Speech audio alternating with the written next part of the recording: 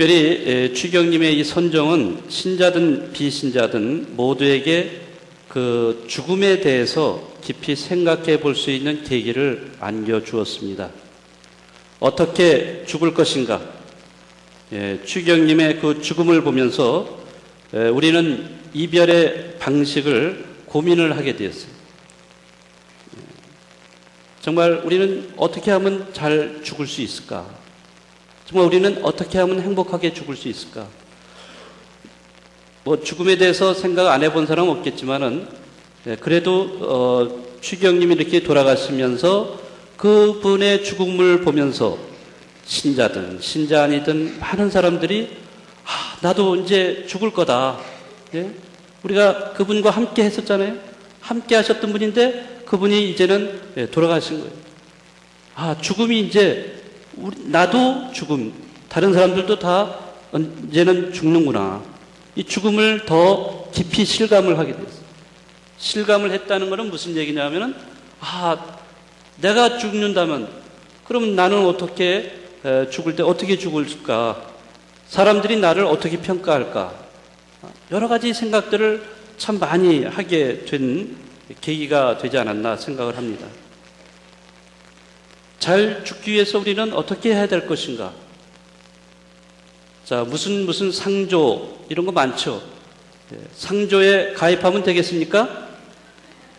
아니죠. 그러면 미리 내가 어디에 묻힐 텐데 그럼 묻힐 곳 묘지를 미리 다 봐두면 되겠습니까? 아니면 묘지에 안 가면 뭐 낙골당에 간다. 그럼 낙골당 미리 몇백만 원 주고서 사놓고 그렇게 기다리면 되겠습니까? 그것도 아니죠. 결국에 우리가 죽음을 잘 준비하는 길은 뭐겠어요? 그것은 그런 식으로 준비를 하는 것도 물론 필요하겠지만은 우리가 잘 죽기 위해서는 잘 뭐 해야 돼요? 잘 살아야 된다. 이겁니다. 잘 살아야 돼요. 잘 살지 않은 사람은요, 죽는 것도 잘 못 죽어요. 제가 부재 때 제가 임상 3억 실습을 했었는데 그 당시는 저 명동에 성모병원이 있었어요. 지금 가톨릭 회관 아시죠? 가톨릭 회관에 그 자리가 성모병원이고 그 뒤에 평화방송 있죠? 그것도 성모병원인데 거기는 산재병원입니다. 주로 탄광에서 일하던 분이 그 병에 걸려서 진폐 환자, 규폐 환자 이런 분들이 거기에 많이 계셨어요. 근데 제가 배정받은 곳은 그 진폐, 규폐 환자들이 있는 완전히 폐렴을 앓고 있는 거의 뭐 침대에 들어넣어서 죽을 날만 기다리는 이런 사람들만 있는 곳이에요. 거기에 가서 제가 부재 때 임상 3억 실습을 했는데 뭐 매일같이 거기에서는 죽어가는 사람이 있었어요. 자, 그런데 죽어가는 사람들 중에는 다양하게 죽는 모습을 보여주었어요. 어떤 사람들은 정말 신앙 안에서 정말 아름답게 죽는 사람도 있었는데 어떤 사람은 전혀 그렇지 않았어요. 뭐 정말 그 십자가를 이렇게 주고 신앙을 가지라고 신앙 안에서 이렇게 잘 죽음을 맞이할 수 있도록 배려를 해 주었는데 불구하고 십자가 뭐 내던지면서 울부짖으면서 자기는 죽을 수 없다 이러면서 마구 반항하면서 이러다가 그래도 어떻게 해요? 죽을 수밖에 없었던 거죠. 저는 그런 걸 보면서 사람이 살아생전에 잘 살아왔으면은 죽을 때도 제가 편안하게 죽을 수 있다는 거예요. 그런데 살아있을 때 제대로 못 살았으면은 그 죽을 때도 아주 죽는 모습도 아주 부정적이에요. 자, 정말 우리가 잘 죽기 위해서는 정말 잘 살아야 된다는 것을 많이 느낍니다. 추기영님께서 살아생전에 이런 모습을 우리에게 보여주셨어요. 고통받는 사람 누구 계세요?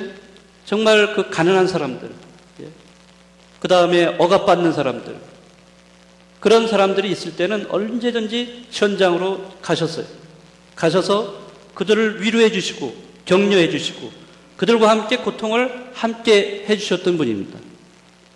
또 사회 정의를 위해서 어떠한 어려움이 있었더라도 그걸 다 감내하면서 추경님은 저항을 했어요. 그런 잘못된 권력에 저항을 했던 그런 분이십니다. 그리고 또 자신을 어떻게 생각했었어요? 바보라고 얘기를 하셨어요. 당신 자신을 두고 바보라고. 그만큼 당신 자신을 낮출 때까지 낮추신 그런 겸손을 보이신 분이셨습니다. 자신을 위해서가 아니라 남을 위해서 삶을 바치셨던 분. 그렇기 때문에 우리는 김수환 추경님을 언제고 그분을 존경하고 또 그분의 모습을 본받고자 합니다.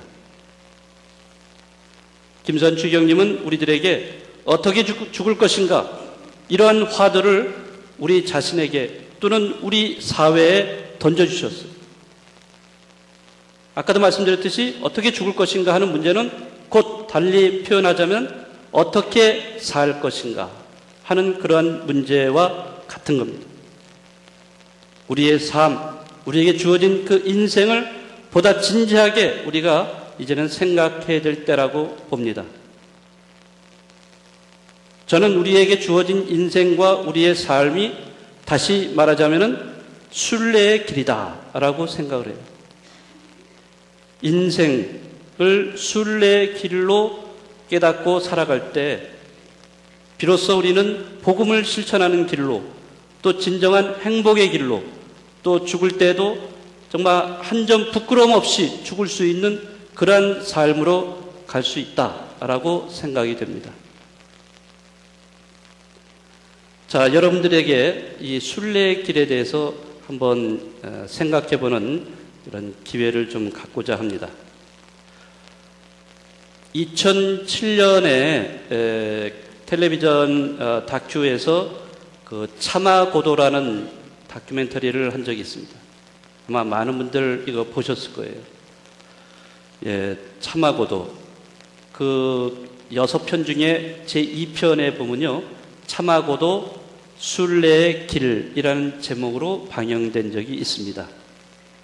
그래서 저는 이 순례의 길을 물론 과거에 보신 분들도 계시겠지만은 예, 그거를 다시 한번 상기하면서 순례의 길이 무엇인가 하는 것을 생각을 해보고자 합니다.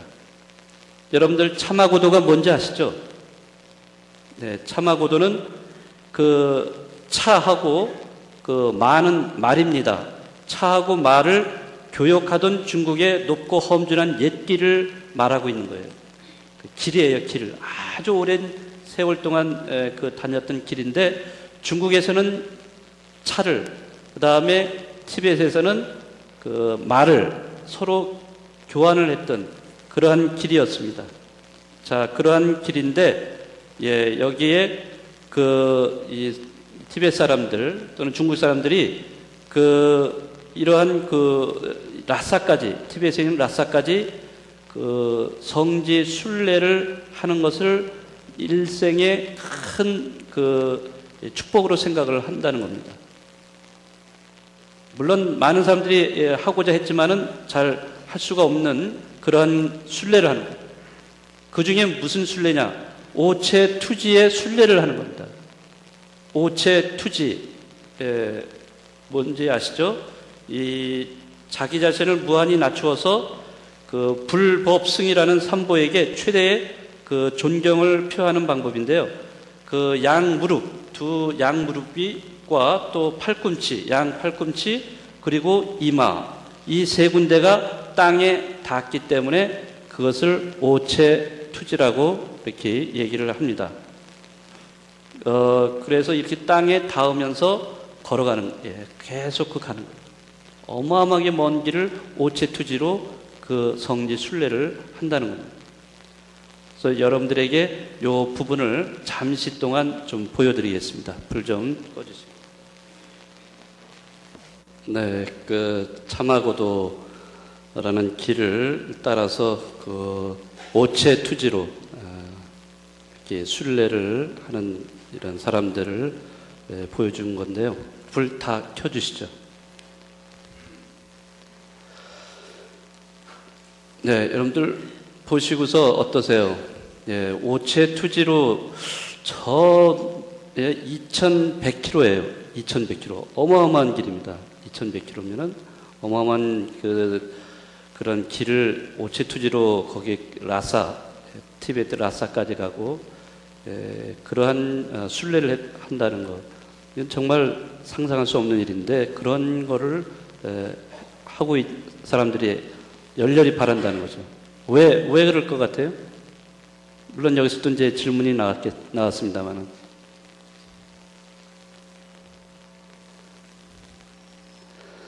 네, 여기서 왜 이렇게 고행을 하느냐, 이런 질문을 이제 했는데, 여러 가지 답이 나왔어요. 이 사람들을 이제 한 가족을 따라서 온 거예요. 따라서 찍은 겁니다. 한 가족을 따라서 찍은 건데, 그러니까 2100km를 오체투지하는 이 사람들을 따라서 라사카에 도착을 했는데, 거기 한 186일이 걸렸다고 그래요. 그런데, 거기에서 또 도착을 해서 거기에 최대 아주 정점인 그런 사원이 있어요. 족항사원이라고. 이 족항사원 이제 마지막 부분에 나온 건데, 거기에서 또 10만 배를 하는 거예요. 오체투지를. 그 자리에서요. 그 10만 배를 하려면은 얼마나 걸리냐? 2개월이 걸린다는 겁니다. 그러니까 그런 정도로 거기에 몰입을 해서 이 순례를 하고 오체투지를 했다는 것은 정말 생각할 수 없는 그런 인간의 힘을 넘어선 그러한 모습인데 왜 이런 거를 하는가, 이런 거를 여기서 이제 질문이 나옵니다. 사실 오체투지는 우리가 잘 모르는 거죠. 사실은 우리나라에서는 잘 그런 건 알려지지 않는데, 지난번에 이제 우리 스님 한 분하고 우리 천주교 신부님하고 또 목사님 이렇게 해서 평화의 길로 간다는 그런 걸로 해서 한번 나온 적이 있는데, 티베트 라사까지의 그런 순례에 오체투지를 한다는 것은 정말 우리가 생각할 수 없는 일입니다. 저희 천주교에서 저희 신부들 또는 부제들이 품을 받을 때 그거를 해요. 여러분들 아마 사제 서품, 부제 서품 때 오셔서 보신 분들은 아시겠지만 그 예식 중에 저희가 바닥에 완전히 엎드립니다. 부제 서품 때가 아마 제일 그래도 더 느낌이 있는 것 같아요. 그러니까 쫙 이렇게 온몸을 다 바닥에 엎드려서 다 닿게 합니다. 그러니까 오체투지의 한 일부분이겠죠. 그럼 저희는 땅바닥에 엎드리면서 모든 것을 다 버리고 정말 주님만을 위해서 낮추면서 살겠다. 이런 모습을 보여줍니다. 그렇지만은 이제 평소 때 오체투지를 하는 경우도 없고, 그런데 여기서 이 사람들이 오체투지를 하는 이유는 여러 가지가 있어요. 그 중에 하나는 자기 죄를 정화하기 위한 수단으로 한다는 거예요. 내가 과거에 죄를 많이 지었는데 이 고행의 길을 통해서 내 죄를 부처님에게 사함을 받겠다 하는 이러한 의미도 거기가 들어가 있습니다. 또 뿐만 아니라 이 사람들이 뭐를 또 하냐면 기도를 하는 거예요. 오체투지를 하면서. 근데 그 기도는 자기 자신만을 위해서가 아니라 늘 다른 생명체를 위해서, 다른 생명을 위해서, 그 다른 생명의 평화를 위해서 그런 오체투지를 한다는 겁니다. 그리고 남이 기쁘고 행복하게 살게 할 수 있도록 그러한 마음으로 오체투지를 한다는 거예요. 모든 생명을 위해서 기도합니다 라고 많은 사람들이 그런 얘기를 하더라는 겁니다. 자, 이런 그것이 바로 순례의 길이라는 거죠. 불교에도 이런 것이 있고 또 우리 가톨릭에도 있어요. 가톨릭은 오래전부터 순례자들이 있어요. 필그림이라고 해서 순례자들이 있어왔고 지금도 우리는 이런 순례를 합니다. 순례객들이 많은 있어요. 오래전부터 이건 해왔고 순교자의 무덤을 간다든지 아니면은 어떤 유적지, 그러니까 특히 성지를 순례한다는 것은 예수님에게 관한 겁니다. 예수님에게 연결된 그런 장소, 여기를 성지순례라고 해요. 근데 우리는 아무데나 그냥 성지순례라고 하는데 원칙적인 의미는 그 예수님에 관련된 장소를 우리가 방문하는 게 바로 성지순례입니다. 아무튼 이러한 불교에서도 이런 성지를 순례를 이렇게 오랫동안 해왔고 가톨릭에서도 뭐 예를 들자면 스페인에 거기에 그 야곱 사도 야곱이 가서 그 선교를 하다가 그 돌아가신 곳이 있어요. 무덤이 있습니다. 거기까지 또 순례를 하는 사람들이 굉장히 많이 있어요. 거기는 오체투지는 아니지만 그냥 걸어갑니다만 걸어가는 길도 굉장히 힘들다고 합니다. 이런 순례를 왜 하는가? 그거는 아까도 말씀드렸듯이 자기 자신을 정화하는 길이고 또 자기 자신뿐만 아니라 다른 사람들의 생명을 위해서 기도하는 그러한 방법입니다. 자, 저는 이러한 순례를 순례자의 그 원형을 이제 성경에서 찾고 싶습니다. 성경에서 순례자의 원형으로 등장하는 분이 다름이 아니라 구약의 믿음의 조상으로 알려진 누구예요? 네, 아브라함입니다. 이 아브라함은 이 순례자의 원형으로 등장을 합니다. 자, 아브라함, 그는 늙음하게 하느님의 부르심을 받아요. 자, 뭐라고 했냐면은 하느님께서 내 고향과 친족과 아버지의 집을 떠나 내가 너에게 보여줄 땅으로 가거라. 네, 창세기 12장 1절에서 그 아브라함의 부르심이 나타납니다. 그때 그의 나이가 75세였어요. 정말 늙은 나이고, 그만큼 그는 자기의 그 고향인 하란에서 오랫동안 살아왔던 곳입니다. 정말 그 자기의 고향인데 그런 곳을 떠나라고 하다니 어느 누구도 선뜻 이러한 하느님의 명령에 따를 수 있을까? 그 명령에 동의하기는 굉장히 어려웠을 거예요. 하지만은 그 곳을 떠나야만이 비로소 하느님이 약속하신 그 축복을 받을 수가 있는 겁니다. 그러니까 축복을 받기 위해서는 하느님이 보여주실 땅으로 가기 위해서는 자기가 지금 머물렀던 곳, 정들었던 곳, 그곳을 떠나야 돼요. 그래서 그는 그곳을 떠난다는 것이 의미가 우선 고향을 떠나고 친족을 떠나고 아비의 집을 떠난다라고 되어 있어요. 이것은 차례차례로 그 좀 테두리를 점점 좁혀가면서 정말 가장 필수적인 것까지도 다 떠나라는 것을 의미하고 있습니다. 자기와 함께 살던 사람들, 피를 나눈 사람, 이런 가족 관계까지도 다 떠나라는 겁니다. 엄청나게 그 도전이에요. 아브라함에게는 도전이에요. 왜? 그 당시 기원전 2000년이라고 되어 있습니다. 대략 2000년 전이에요. 기원 전 2000년. 그 당시에 그 고향을 떠난다는, 고향이라는 것은 자신의 생명을 안전하게 보장해주는 울타리에 해당되는 곳입니다.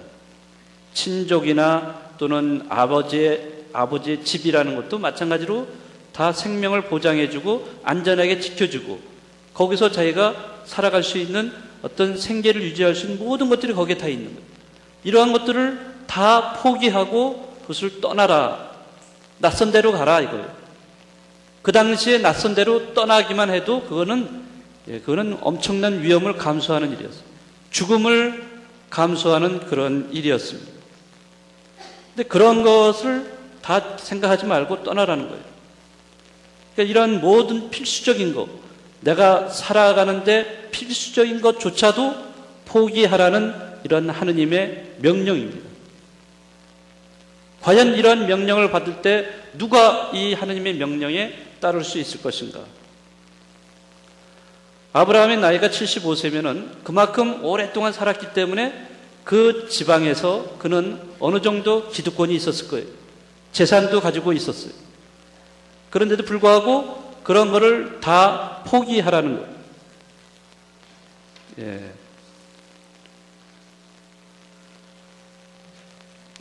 누가 소리가 들리네요. 자, 아브라함은 분명히 하느님의 이 명령에 무척 고민을 했을 겁니다. 예, 하지만 그는 하느님이 보여주실 이 새로운 땅을 향해서 자기가 살아왔던 정든 곳을 떠납니다. 새로운 곳으로 떠난다는 것, 정말 위험을 감수하고 떠난다는 것을 의미합니다. 자, 이 하나님의 명령대로 그는 떠났어요. 그런데 고향을 떠난 이후에 아브라함의 여정, 인생 여정은 결코 그렇게 평탄치 않았어요. 그가 지나가는 길이 하란을 출발해서 세겔로, 세겔에서 베텔로, 베텔에서 아이로, 또 아이에서 또 그 이집트까지 이렇게 내려가는 이런 여정이 계속 이어지고 있습니다. 자, 그런 얘기는 무슨 얘기냐면 이제는 아브라함은 타향살이를 하는 사람이 됐다는 겁니다. 타향살이. 그는 이런 전전긍긍하면서 타향살이를 하면서 거기에서 가는 곳마다 거기에서 제일 먼저 했던 거는 두 가지가 있었어요. 뭐냐? 장막을 치는 거고 두 번째는 제단을 쌓는 거였습니다. 그가 했던 거는 장막을 쳤다 하는 것은, 장막이라는 것은 텐트입니다. 텐트를 친다는 것은, 그것은 이 지상에서의 순례 생활을 상징적으로 표현하는 말입니다. 이 지상에서의 순례하는 그러한 삶을 표현하고 있는 거예요. 그리고 제단을 쌓았다 하는 것은 바로 무엇을 얘기하겠어요? 이것은 영적인 순례 생활을 상징적으로 보여주는 표현입니다. 영적으로 순례 생활을 한다 하는 것을 말하고 있어요. 왜? 하느님도 이동하시는 하느님이세요. 하느님은 어느 한 장소에만 딱 고정적으로 계신 분이 아니라 늘 이동하시는 분이에요. 그렇기 때문에 아브라함이 이동할 때마다 하느님도 같이 이동하시는 거예요. 자, 이래서 그 아브라함이 제일 먼저 어느 장소에 가든지 제일 먼저 했던 거는 장막을 치는 거. 장막, 텐트를 쳤다는 거는 지상에서의 순례 생활. 또 제단을 쌓고 하느님께 제사를 바쳤다는 것은, 제단을 쌓는다는 것은 바로 이 영적인 순례 생활을 표현하고 있는 겁니다. 이 두 가지를 동시에 다 했던 거예요. 어디 가든지, 어느 곳에든지. 그래서 이렇게 떠돌이 생활, 타향살이 생활을 늘 해왔습니다. 그러니까 그 아브라함은 어디를 가든지 그러한 장막과 제단을 통해서 늘 하느님과 굉장히 밀접한 관계를 맺으면서 살아온 겁니다. 하루하루를 밀접하게 살았어요. 자, 그런데 어느 날인가부터 아브라함은 두 가지 중에 한 가지를 소홀히 하게 됩니다. 다른 데 이동을 해서 거기에서 자리를 잡으면은 제일 먼저 뭐를 한다고 그랬죠? 장막을 치고 그 다음에 제단을 쌓았는데, 근데 어느 날부턴가는 한 가지를 소홀히 하게 됐어요. 뭐를 소홀히 하게 됐어요? 장막은 그건 쳤는데 제단을 쌓는 일을 소홀히 했어요. 이제부터는 제단을 쌓지 않는 거예요. 그래서 한동안 제단을 쌓는 일이 생략이 됩니다. 자, 어디에서 그랬냐? 이집트로 내려갔어요. 왜? 기근이 들어가지고 먹을 것이 없으니까 이집트로 내려갔어요. 이집트에는 파라오 왕이 거기서 그 왕의 위치에서 권력을 행사하고 있었어요. 자, 그런데 거기에 가서 이 제단을 쌓지 않는 거예요. 다시 말하자면 하느님과 거리를 두고 하느님으로부터 멀어진 거예요. 하느님은 더 멀어지다 보니까 이 아브라함이 이제 공경에 처하게 되는데, 자, 이 낯선 땅에 들어가가지고 자기 아내 사라이하고 같이 들어갔는데 자기가 잡혀서 죽을 것 같은 이런 생각이 드니까 사라이가 자기의 아내가 아니라 뭐라고 그랬어요? 누이라고 그랬어요. 누이. 사라이가 굉장히 아름다웠던 모양이에요. 누이라고 이렇게 거짓으로 얘기한 거예요. 그러니까 파라오는 자기의 그 이제 밑으로 이제 들어오게 해서 자기의 어떤 그 거느리는 여자로 시녀로 이렇게 만들려고 했었죠. 그렇지만은 하느님께서 그를 치시기에 대해서 결국에는 그렇게 되지 않게 됐는데, 결국에는 드러났죠. 이제 아내라는 것이 드러났어요. 자, 이러면서 그 모면을 이제 하게 됐는데, 어쨌든 이런 식으로 제단을 이제 쌓지 않으면서 하느님과 멀어지게 되고, 그러면서 그 아브라함은 어떤 어려운 일이 닥쳤을 때, 힘든 일이 닥쳤을 때 하느님을 찾는 것이 아니라 자기 힘으로 모든 것을 이렇게 해결하려고 그랬어요. 자기 머리로 어떤 술수를 써가지고 그 어려운 곤경을 헤쳐나가려고 그랬어요. 그러나 그거는 통하지 않는 거예요. 아브라함은 그렇지만은 결국에는 여러 가지 시련과 고통, 시험을 거치면서 결국에는 하느님께 인정받는 믿음의 조상이 됩니다. 그래서 다시 하느님께 제사를 드려요. 그래서 제단을 다시 쌓게 되고 그리고 하느님과의 관계를 회복하게 됩니다. 자, 아브라함은 이렇게 순례자의 원형을 보여주고 있습니다. 순례자. 이 지상에 순례자로 살아가는 우리 모두가 우리 인생이라는 것이 순례인데 순례자로 살아가면서 아브라함이 보여준 것은 뭐냐? 두 가지를 기본적으로 아주 필수적으로 해야 된다는 거예요. 즉 하나는 장막을 치면서 지상에서 우리가 순례 생활을 해야 되겠고 또 제단을 쌓아서 하느님과의 관계를 우리가 유지해야 된다는 것. 이 두 가지를 동시에 해야 된다는 것을 알 수가 있습니다. 이 아브라함의 이 순례의 모습은 이 탈출기로 넘어가서 거기서 좀 더 구체적으로 드러납니다. 순례라는 것이 보다도 구체적으로 드러나요. 탈출기는 여러분이 잘 아시겠지만은 그 이스라엘과 하느님과의 그 관계가 정점에 달하는 그러한 때를 말합니다.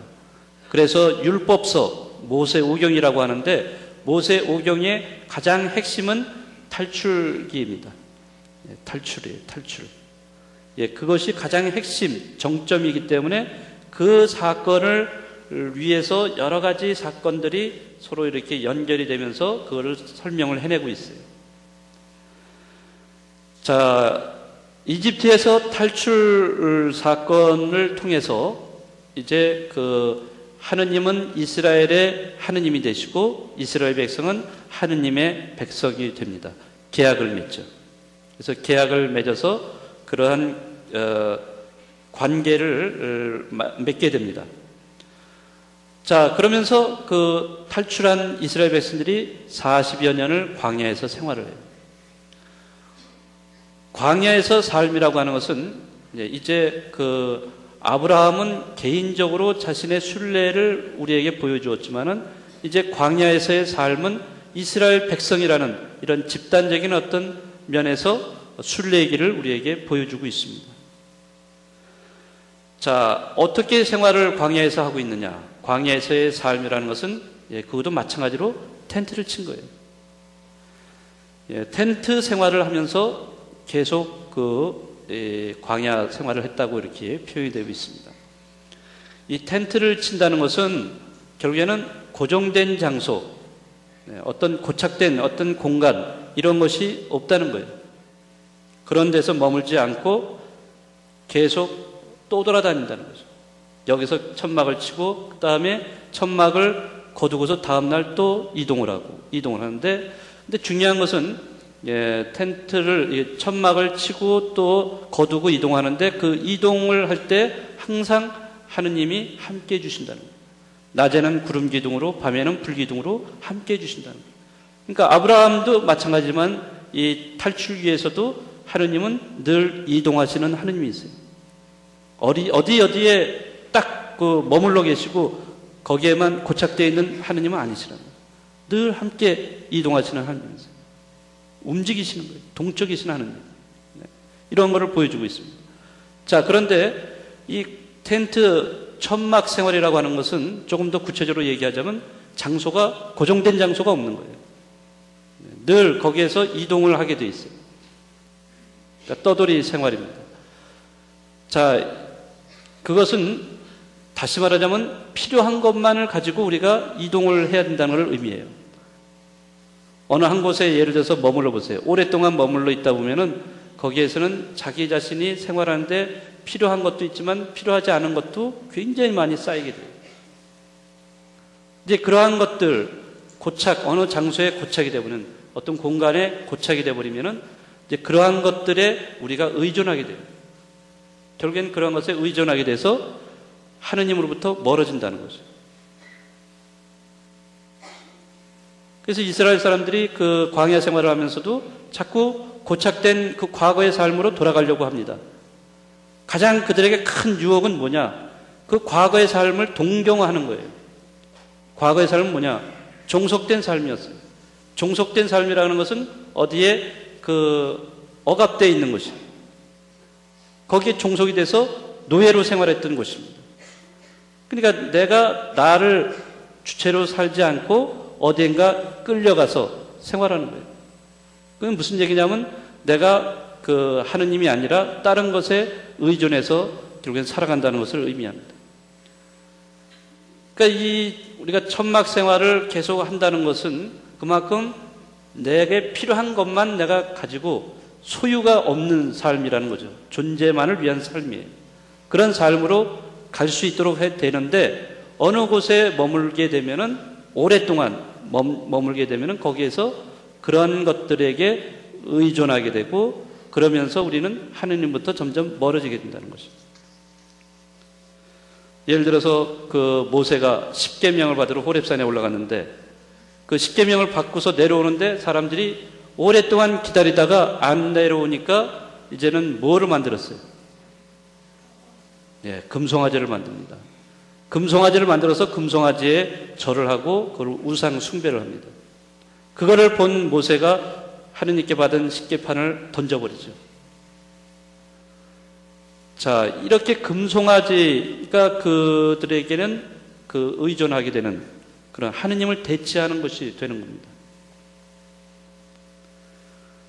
우리가 오늘날 이 세상을 살아가면서도 우리가 인생, 우리에게 주어진 인생을 순례의 길로 생각하지 않는다면은 어느 한 곳에 우리가 고착하게 되고 머물게 된다 그러면은 결국에는 우리는 거기에 의존하게 됩니다.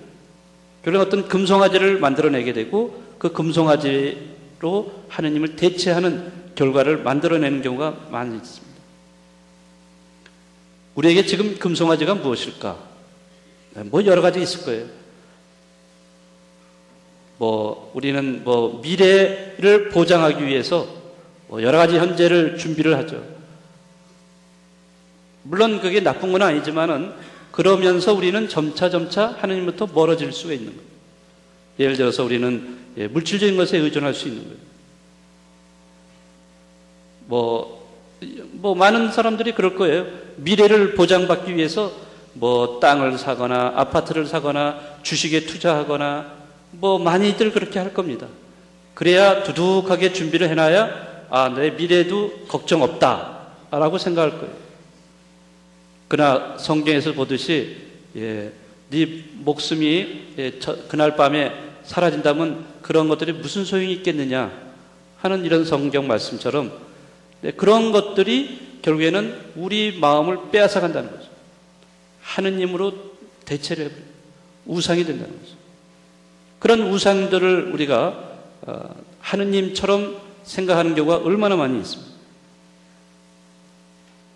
어떤 것도 우리를 그런 것에서 그 미래를 보장해 줄 수는 없어요. 너무너무 거기에 우리가 이거를 우리는 만문이라고 해요. 만문. 이런 만문에 너무 우리가 치우쳐져 있기 때문에 그랬는지도 모르지만은 요즘 이런 경제적으로 굉장히 어려운 시점이 있어요. 어쩌면 이런 경제적인 고통, 어려움이 우리들로 하여금 다시 한번 우리 자신을 생각하게 하는 기회가 될 수도 있다고 봅니다. 너무 우리가 물질주의로, 황금만능주의로 너무 지나치게 나감으로 인해서 하느님을 잃어버리거나 하느님이 아닌 다른 우상을 숭배하는 이런 우리의 신앙으로 변질되어 있지 않는가. 이런 어떤 반성을 우리에게 해주는 계기가 되지 않나 이런 생각이 좀 듭니다. 신약에 와서 그 순례자의 또 근본적인 모습을 보여준 분이 바로 예수님입니다. 예수님은 머리 둘 곳조차 없으셨던 그런 분이셨어요. 예수님은 공생활을 통해서 보면은 늘 제자들과 함께 이 마을에 가서 복음을 전하시고 또 다른 마을로 옮아가셨어요. 이렇게 이 마을 저 마을로 계속 오래 머물지 않고 계속 이동하십니다. 예. 하느님의 이동이에요. 이동. 어느 한 곳에 머물게 되면은 분명히 그곳에서는 썩은 냄새가 날 수밖에 없어요. 물도 흘러야 깨끗한 물이 될 수 있는 것처럼 어느 한 군데 이게 물이 차고 거기에 머물게 되면 오랫동안 있으면 썩습니다. 제가 예전에도 그런 얘기 한번 드린 적이 있어요. 제가 텍사스에 살 때 그 달라스까지 그 폴트호스에서 달라스까지 1시간 거리인데 달라스 성당에 제가 미사를 도와주러 주일마다 거기를 지나가는데 그 어느 한 지점만 가면은 고약한 냄새가 나요. 너무너무 고약한 냄새. 그래서 도대체 이 냄새가 어떻게 날까? 그리고서는 이제 한 번은 자동차를 문 다 닫고 그냥 냅다 달렸어요. 숨 한 번 들이쉬지 않고 꽉 참고서 숨 안 쉬고 샥 지나고 그랬어요. 이제 냄새 안 나겠지 하고서 딱 숨을 쉬었더니 야 그때까지 또 냄새가 나는 거예요. 아니 도대체 이 잠시 지나갔는데도 어떻게 이렇게 냄새가 고약할까? 그리고서 제가 나중에 알고 보니까 그 지나가던 그 자리에 이게 그 저쪽 건너편으로 양쪽으로 해서 아주 낮은 지대였어요. 낮은 지대인데 비가 오게 되면은 그 넓은 지대에 다 물이 괴는 거예요. 빠져나가는 데가 없어. 물이 다 괴. 그리고서는 그 텍사스가 굉장히 뜨겁거든요. 그냥 계속 태양이 쬐는 겁니다. 그러니까 괴어있는 물에다가 계속 그 햇빛이 쬐어지고 그러니까 증발을 하게 되면서 그 썩어가는 거예요. 썩어. 엄청나게 그 썩어가는 냄새가 곧 진동을 하는 거예요. 그 일대를. 그러니까 차를 타고 그 고속도로를 확 싹 지나가는데도 냄새가 난다는 거예요. 그러니 얼마나 지독한 거예요. 그러니까 물 자체가 어느 한 곳에 머물러 있고 고여 있고 오랫동안 있다면 썩어요. 썩습니다. 그건 마찬가지예요. 우리 인생도 어느 한 곳에 이렇게 오랫동안 머물러 있으면 결국엔 썩어요. 썩는 냄새가 납니다. 권력을 가진 사람, 그 권력의 자리에서 오랫동안 있어봐요. 썩는 냄새가 나요. 왜? 뭐 각종 게이트가 많이 있어요. 그 문을 열면은 그냥 뭐 소세지 쭉쭉쭉쭉 이렇게 뭐 알사탕인지 뭔지 같은 꺼내면 계속 사슬처럼 나오는 것처럼 부정부패, 썩은 냄새가 나요. 어느 자리든지 너무 오랫동안 있으면요 거기 다 썩습니다. 그것뿐만 아니라 뭐 우리 마음 자체도 그래요. 너무 어느 곳에 고착이 돼 있다. 집착을 한다든지 이렇게 되면요 반드시 문제가 생깁니다. 아무튼 예수님도 이렇게 어느 한 고을에 가셔서 많은 병자들을 고쳐주시고 기적을 행하시고 하느님 나라에 관한 말씀을 들려주셨어요. 자, 그렇지만은 예수님은 거기에서 머물지 않고 또 다른 데로 이동하세요. 제가 2월 달에 강론 시간에도 여기에 관해서 말씀을 드렸는데, 자, 예수님께서 만약에 그 한 곳에 더 오래 머물러 계셨다면은 굉장히 짭짤한 재미를 보셨을 거예요.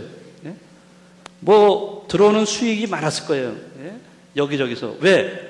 아니 죽어가는 사람 살리고 또 뭐 나병 환자도 고쳐주시고 안진뱅이도 일으켜주시고 뭐 별 병자를 다 고쳐주셨잖아요.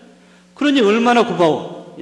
자기 생명의 은인인데 그냥 다 바리바리 싸들고 들어와가지고 예수님 감사합니다 감사합니다 그만 받아도 뒤에 이따만하게 많이 돈이 모아졌을 거예요. 그리고 그 동네에서 오랫동안 머물러 계셨다 그러면은 사람들이 막 예수님 보려고 얼마나 많이 왔겠어요. 예수님 옷자락이라도 좀 만지고 싶고 그런 사람들이 엄청나게 모여들어요. 그런 사람들만 잘 관리했어도 예수님은 벼락부자가 됐을 겁니다. 아마. 인기 짱이었을 거예요 아마. 지금 뭐 탤런트 뭐 인기 연예인 스타라고 그러죠. 그 당시에 아마 예수님 스타가 됐을 거예요. 물론 어떤 면에서는 예수님은 참 많은 사람들에게 이렇게 그 주의를 끌었죠. 왜? 기적도 행하시고 정말 그 말씀이 권위도 있었고 그렇지만은 그러나 거기에서 계시지 않았어요. 왜? 머물게 되면은 그러한 일이 생기니까. 만약에 예수님이 머물렀다. 한 곳에 오랫동안 머물렀다. 그러면 세속적인 가치관에 매몰되어 버릴 거예요. 그리고 세상에 그냥 푹 빠지게 돼서 결국에는 예수님은 당신이 하느님의 아들이라는 사실을 잊어버렸을 거예요. 그러나 예수님은 그런 걸 다 뿌리치시고 자, 다음 고장으로 또 가자 하고서 그거를 뿌리치시고 떠나가십니다. 또 다른 데서도 그랬죠. 빵의 기적을 행하고 나니까 사람들이 눈이 번쩍 뜨여가지고 우르르르 예수님께 몰려듭니다. 정말 유대의 왕이 나셨다. 왕으로 추대하려고 사람들이 엄청나게 몰려왔어요. 어떻게 했어요, 예수님? 저 산으로 36개 도망갔어요, 예수님. 예? 그런 왕이 아니에요, 예수님. 결코 그런 왕이. 그렇게 예수님이 바라셨으면은 정말 왕이 되셨죠. 그러나 예수님은 그러지 않았어요. 그들을 피해서 산으로 가셨어요. 자, 예수님께서 미련 없이 그 한 곳에 머물지 않으시고 떠나신다는 거예요. 그러니까 세상에 속한 사람으로 살으신 것이 아니라 세상에 거리를 두고 사셨던 분이라는 거죠. 우리가 보면은 우리들은 조금이라도 어떤 자리가 있다, 뭐 재물이, 뭐 명예, 권력이 된다라고 생각하면 그거를 놓치지 않기 위해서 얼마나 술수를 부리고 거짓을 하고 아니면 상대방을 짓밟으면서 그런 거를 얻어내려고 합니까? 우리는 그런 면에서 남과 경쟁하다 보면 냉정하고 굉장히 무자비한 존재가 될 수밖에 없을 겁니다. 그러나 우리가 예수님을 생각한다면 그 떠난다는 것이 얼마나 중요한가 하는 것을 알 수가 있어요. 예수님은 당신 자신을 이렇게 묘사를 했습니다. 여우들도 굴이 있고 하늘의 새들도 보금자리가 있지만 사람의 아들은 머리를 기댈 곳조차 없다. 이런 말씀을 하셨어요. 한 군데 오래 머물지 않으시고 늘 떠돌아다니시는 존재임을 우리들에게 알려주셨어요.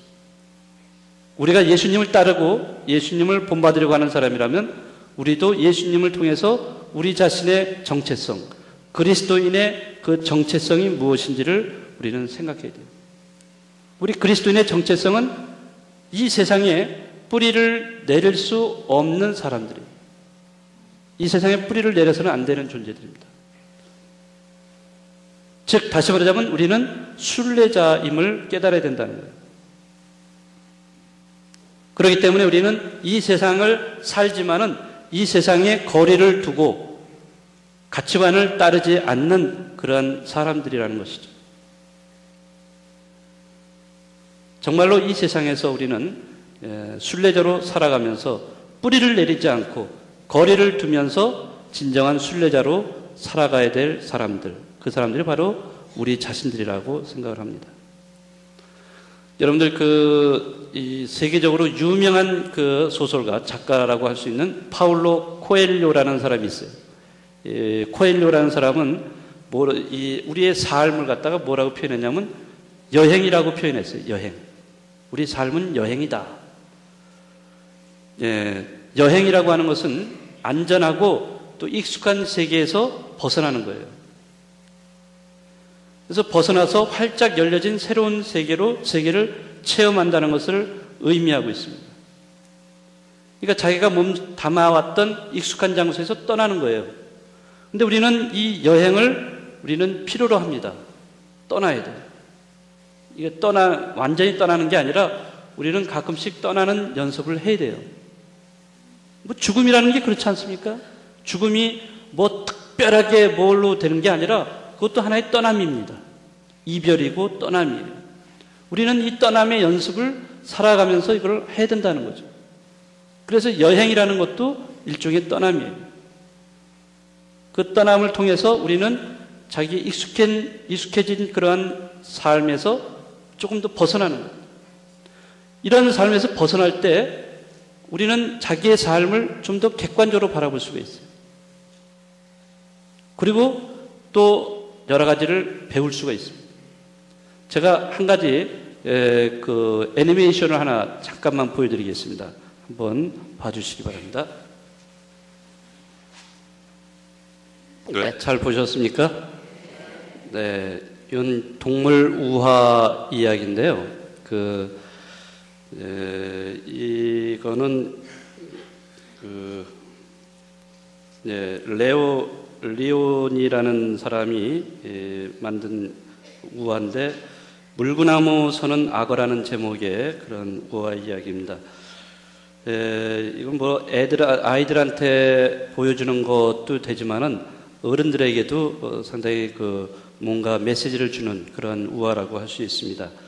자, 여기서 여행이라는 것을 한번 생각을 해본다면요. 여행은 아까 말씀드렸듯이 어떤 익숙한 곳에서 낯선 곳으로 이렇게 가는 것입니다. 그러면은 그 낯선 곳으로 간다는 것은 그곳에서 불편한 점도 많이 있어요.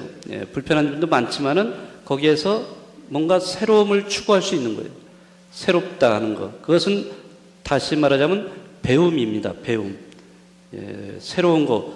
타인을 만나서 새로운 것을 배우게 돼요.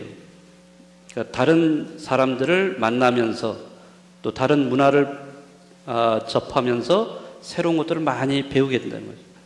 그러니까 배움의 과정이라고도 할 수 있어요. 여행은. 그래서 그런 배움을 통해서 새롭게 내가 변화가 되고, 그리고 다시 돌아오죠. 자기 자리로 돌아옵니다. 익숙한 곳으로 다시 돌아와요.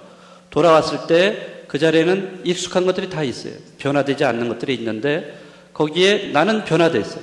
근데 다른 사람들은 변화가 되지 않은 사람들이 있어요. 이런 사람들을 또 변화시킬 수 있는 또 영향을 끼치게 된다는 거죠.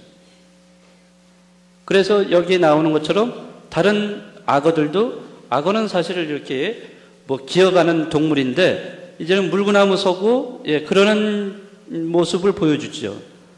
전혀 이제 상상으로 이제 할 수 있는 거지만은 어쨌든 이런 새로움을 추구하게 되고 자기 자신도 변하면서 다른 사람들도 변화시키는 역할을 해주게 됩니다. 그래서 코엘료는 삶은 여행이라고 이렇게 얘기를 했어요. 여행은 떠나는 거예요. 떠나서 익숙하지 않은 곳으로 가서 불편하지만 그런 걸 감수하면서 이제 자기 나름대로 체험을 하게 되고, 그 새로운 체험을 통해서 자기가 변화가 되고, 변화가 돼서 돌아오게 돼요. 다시 돌아오지만은 자신은 돌아온 그 자리에서는 자기는 이미 변화된 존재가 되는 거죠. 그리고 자기가 변화됐을 때 또 다른 사람들을 변화시킬 수 있는 힘을 발휘하게 돼요. 영향을 발휘하게 된다는 거죠. 자, 이거를 우리 신앙 안에 이렇게 접합을 시켜보면은 우리 신앙인들도 역시 이 떠남을 가져야 된다는 거죠. 우리가 살아가면서 떠나야 돼요. 물론 뭐 우리가 어디 뭐 국내 여행이라든지 외국 여행 이런 건 떠나는 거, 그런 것도 필요하죠. 그런 것도 필요하고, 떠난다는 것은 제가 말씀드리는 것은 어떤 장소를 이동하는 것도 필요하고, 장소만이 이동하는 게 떠나는 게 아니에요. 자기 자신을 변화시키는 것은 그 어떤 장소뿐만 아니라 자기가 가지고 있는 거, 어떤 놓지 않으려고 하는 거 있죠. 이거는 나를 편하게 하는 것들인데 이런 것들을 버리는 거고, 포기하는 거, 이런 것들도 떠남을 의미하는 겁니다. 그런 데서 떠나는 거, 떠날 때 비로소 내가 자유롭게 되고, 그런 가운데서 내가 뭔가를 새로운 것을 깨닫게 되고, 그러면서 내 자신이 보다 더 성숙한 인간이 될 수 있다는 거죠. 근데 우리는 떠난다는 것을 그렇게 쉽게 생각을 하지를 못해요. 떠나는 게 힘들기 때문에. 근데 근본적으로 순례라는 것은 결국에는 떠나는 존재로 살아야만이 순례가 가능합니다. 우리 인생은 순례의 길이라고 제가 말씀을 드렸어요. 순례가 되기 위해서는 자기가 어떤 것에 집착해서 벗어나고 소유욕에서 벗어나야 돼요. 버린다는 것은 포기한다는 것이고 희생을 의미합니다.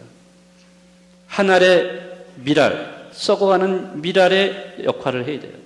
그래야만 내가 많은 열매를 맺을 수가 있다는 겁니다. 우리에게 주어져 있는 게 많이 있어요. 어떤 여러 가지 기득권이 있죠. 또는 미워하는 마음, 증오하는 마음도 있죠. 어떤 것을 소유하고자 하는 욕망도 있고, 과거에 집착하고자 하는 것도 있고, 어떤 사람에게 너무 집착해 있는 이런 모습들도 있고, 여러 가지 모습들이 있어요. 이런 것들을 내려놔야만 순례의 길이 가능하다는 거예요. 어떤 할머니가 정신병원에 입원한 할머니가 계셨어요. 그 할머니가 어느 날 굉장히 흥분해가지고 뭔가를 빼앗기지 않으려고 굉장히 사람들을 겁주고 있었어요. 손에 꽉 쥐고 있었는데 그거를 풀지 않으려고 그랬어요. 그래서 장정 두 사람이 딱 달라붙어서 이 할머니의 이 오그라든 손을 갖다가 피려고 그랬어요. 엄청나게 힘이 세가지고 잘 풀리지 않았지만은 가까스로 풀었어요. 그런데 그 손 안에서 나온 것은 동전 하나였어요. 동전 하나. 그 할머니는 이 동전을 자기 존재와 똑같이 생각한 거예요. 내가 이 동전을 빼앗기는 순간 내 존재도 빼앗긴다는 거, 아무것도 없어진다는 거, 그거를 생각했던 거예요. 그래서 두려움에서 이거를 꽉 쥐고 있었던 거예요. 어쩌면 할머니가 쥐고 있었던 이 동전은 우리가 살아가면서 집착하고 있는 모든 것을 뜻한다고 생각을 합니다. 저 자신도 어쩌면 이런 집착이 있을 거예요. 예를 들어서 제가 본당에서 사목을 하고 있는데 사목을 조금 더 잘하기 위해서 그런 어떤 사목에 대한 어떤 성취 이런 것에 집착을 할 수도 있는 거죠. 이런 것에 어떤 것이라든지 집착을 하게 되면 물론 그런 집착이 어떤 일을 해나가는 원동력은 될 수 있는데 그 집착이 너무 지나치게 되면은 이제 그때부터는 문제가 생겨요. 왜? 자기 힘으로 모든 걸 하려고 하는 거예요. 그때는 하느님을 이제 생각하지 않게 되는 거예요. 하느님보다는 자기 힘을 믿게 되는 거예요. 그래서 우리들이 일을 하면서도 문제가 되는 게 메시아니즘에 빠지는 유혹을 겪는다는 거죠. 메시아니즘이라는 것은 뭐냐면은 내가 모든 걸 다 할 수 있다는 거예요. 그렇기 때문에 다른 사람은 할 수 없고 나만 할 수 있어. 내가 다 할 수 있어. 그런 식으로 하는 이런 유혹에 빠질 수 있다는 거죠. 그렇게 되면은 하느님은 필요 없는 존재가 되는 거예요. 나한테. 하느님 필요 없어 더 이상. 그렇기 때문에 우리가 어떤 것에 이런 할머니가 가지고 있는 동전처럼 거기에 우리가 집착을 하게 될 때는 거기에서는 우리는 하느님을 점점 멀어져 가는 거예요. 하느님과 멀어지면서 하느님을 잃어가게 되는 이런 경우가 생깁니다. 그러니까 우리가 돈이라든지 명예, 권력, 미모 어느 것에 집착하면 집착할수록 늘어가고 있는 것은 우리의 근심, 걱정입니다. 어느 한 곳에 집착을 하는 것은 늘 고정시켜버리고 그것이 영원을 보장하는 듯이 생각하지만은 그러나 어떤 것에 집착하고 얽매인다는 것은 우리를 편안한 마음을 가질 수 없게 합니다. 우리는 버릴 것은 버려야 되고 포기할 것은 포기해야 되고 떠날 것은 떠나고 또 그 다음에 우리는 내려놓을 것은 내려놔야 돼요. 그래야 우리 마음이 편안해집니다.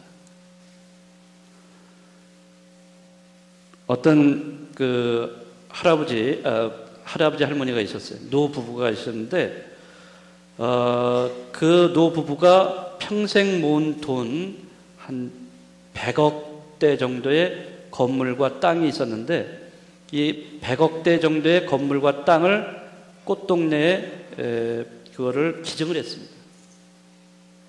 자, 그러면서 그 할아버지가 뭐라고 얘기했냐면 그 자식에게 재산을 물려주는 것은 아편을 주는 것이다 라고 이렇게 자신의 철학을 드러내 보였습니다. 자식에게 자기 재산을 주는 것은 아편을 주는 것과 똑같다는 거예요. 아편, 그거를 우리가 복용하게 되면 결국엔 죽음이죠. 폐인이 되는 거죠. 자식을 폐인으로 만들지 않겠다는 거예요. 대단한 철학입니다. 자, 이것은 그만큼 이 노부부가 그런 거를 이웃과 나누겠다는 겁니다.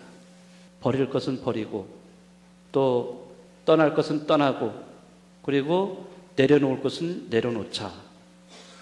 자, 이런 말씀을 드리면서 이 순례의 길이라는 것을 여러분들에게 제시를 합니다.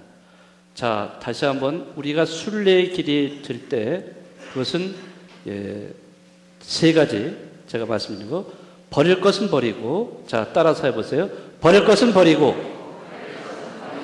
떠날 것은 떠나고, 내려놓을 것은 내려놓자. 하실 수 있겠죠? 네. 여러분들이 정말 그거를 하신다면은 여러분들은 이 세상에서 정말 하느님이 원하시는, 하느님과 함께 이동을 하시는 그러한 순례자가 되실 거예요.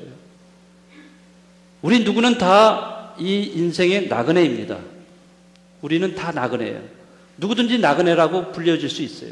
그러나 누구나 다 순례자일 수는 없어요. 무슨 얘기인지 아시겠죠? 우리는 다 인생의 나그네입니다. 다 나그네예요. 예, 최희준이 부른 인생은 나그네 길 하면서 불렀죠?